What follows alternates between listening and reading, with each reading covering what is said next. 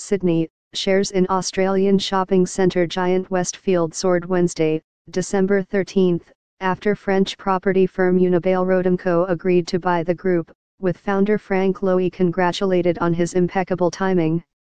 In a deal valuing Westfield at $24.7 billion, shareholders will receive the equivalent of $10.01 in cash and stock for each share they hold. That represents a huge premium to the $8.50 they were trading at before the deal was announced on Tuesday. The market responded with the stock soaring nearly 15% to a high of $9.77 on Wednesday. The biggest ever corporate takeover in Australia will create a future combined portfolio of the merged companies, which will include key centres like Westfield London and Westfield World Trade Centre in New York.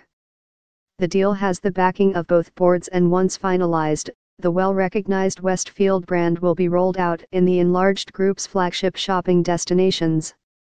Chairman Lowy, who launched the company in 1960, said he had mixed emotions, but was comfortable with the deal.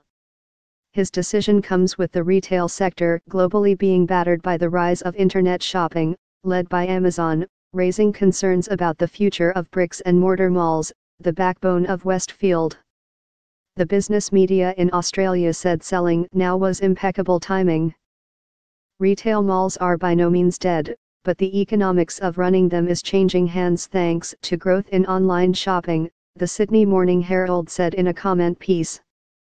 Ultimately, the power continues to shift to the customer, who gets to choose whether they shop in a physical store or with plenty of internet-enabled transparency, which gives them the ability to minimize the price they pay. This is a style of business that wouldn't suit Lowy. The Australian newspaper echoed similar sentiments. From where Frank sits, the world is undergoing a technological revolution, and just where that goes no one really knows. That makes it as good a time to sell as any, it said. Westfield started out with one shopping centre in Sydney and now has interests in dozens of malls and airport retail spaces globally. Lowy, who was knighted by the Queen this week, embarked on a restructuring in 2014, spinning off the group's Australia and New Zealand business from its international operations into a separate entity, Centre, whose shares were up nearly 2% Wednesday. The Australian Financial Review said Lowy, a well-known figure who used to run Football Federation Australia, was checking out with a bang.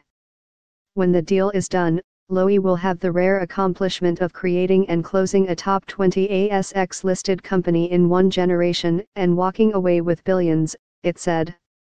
It's neat, it's tidy, and little is left to chance.